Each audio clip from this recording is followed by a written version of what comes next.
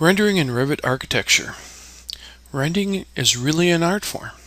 It combines the building model with texture and materials, lights, and the shading provided from those lights to create an image. These images are known as photorealistic renderings. In other words, we're trying to make a computer model look as though we took a photo of it in a camera. And we use these renderings to bridge the gap between the 2D working drawings, the construction drawings of our building sets, so that people can visualize what the building looks like in 3D.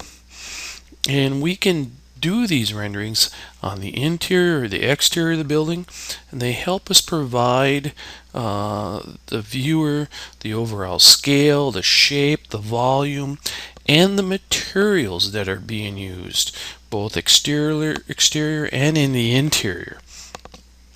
Revit architecture uses a rendering engine called Mental Ray. This is a very common, very powerful rendering engine that does the calculations of these renderings. It's used in AutoCAD, in Maya, and 3ds Max. And so we can actually export these files out to 3ds Max. And so we can go to 3ds Max and export this out. And 3ds Max is a high-end professional 3D animation software that does better lighting, it does better materials, and it does better animation than Revit does. So we can easily export this information into these types of packages.